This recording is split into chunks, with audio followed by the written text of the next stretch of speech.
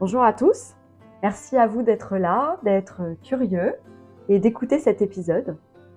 J'avais envie de vous parler de la respiration holotropique et pour ça j'ai imaginé un format audio et plusieurs petits épisodes pour le côté pratique et confortable.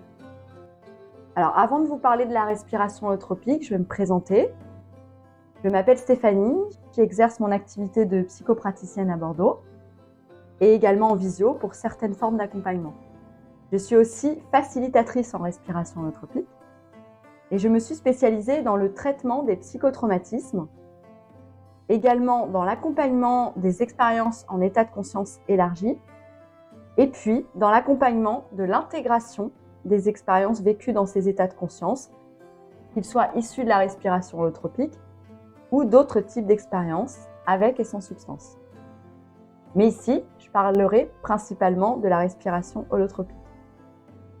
Et aujourd'hui, je suis en compagnie d'une jeune danseuse, Lou, curieuse d'en savoir plus sur la respiration holotropique. Merci Stéphanie pour cette petite présentation. En effet, je suis très intéressée par la respiration holotropique. Donc déjà, est-ce que tu pourrais nous définir ce que c'est la respiration holotropique et d'où vient le mot holotropique ? Oui, bien sûr. Alors le terme holotropique vient du grec holos, qui signifie totalité ou ensemble, et vient également du mot trépeigne, qui veut dire qui se dirige vers. Donc holotropique signifie qui se dirige vers la totalité.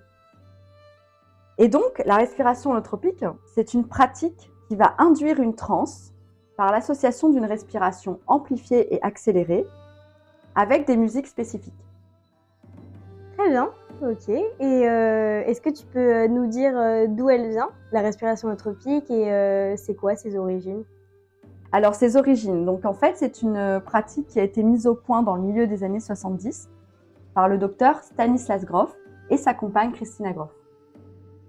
Alors si on revient un peu en arrière, dans les années 50, Stanislas Grof débute ses travaux à l'Institut de recherche psychiatrique de Prague et puis ensuite il les poursuit aux États-Unis à l'université Johns Hopkins comme chercheur et professeur de psychiatrie. Ensuite, on continue dans l'histoire. De 1967 à 1973, il est chef de projet au Centre de recherche psychiatrique de Baltimore dans le Maryland. Et là-bas, il va diriger un programme d'études sur le potentiel psychothérapeutique des états de conscience produits par l'utilisation du LSD. C'est un programme en fait qui porte sur le traitement des alcooliques, des toxicomanes et aussi des patients en phase terminale de cancer. Et après des années de recherche et plus de 2500 comptes rendus de séances de LSD avec ses patients, et aussi des auto-expérimentations personnelles, Stanislas Grof en fait arrive à une nouvelle cartographie élargie de la psyché avec 2 domaines transbiographiques. Le premier en fait, ça va être le niveau périnatal, dans lequel Grof va parler d'une dimension de la psyché, notamment à travers le concept des matrices périnatales fondamentales, que je ne vais pas développer ici. Et le second niveau, ça va être le niveau transpersonnel. Donc pour continuer sur ce terme de transpersonnel, en fait, dans les années 60, il va cofonder avec Abraham Maslow la psychologie transpersonnelle.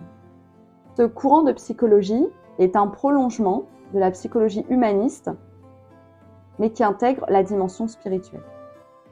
Alors si on continue au niveau de l'histoire de la respiration holotropique, dans les années 70, avec l'interdiction du LSD, Stanislas Grof va devoir abandonner ses travaux et il va rechercher d'autres moyens d'induire un état de conscience proche de celui atteint sous LSD, mais sans LSD. Et c'est donc là qu'il va élaborer avec sa compagne Christina la respiration holotropique. Voilà. Et donc aujourd'hui, cette pratique a 50 ans d'expérience. Elle a été pratiquée par des milliers de thérapeutes avec assez de recul et d'observation clinique pour constater qu'elle est une méthode puissante et efficace. Et c'est donc pour ça qu'aujourd'hui, elle est au cœur de ma pratique. Super, merci beaucoup pour cette première présentation très intéressante. J'espère pouvoir revenir pour les prochains épisodes et en apprendre plus. Avec plaisir et merci pour ton intérêt.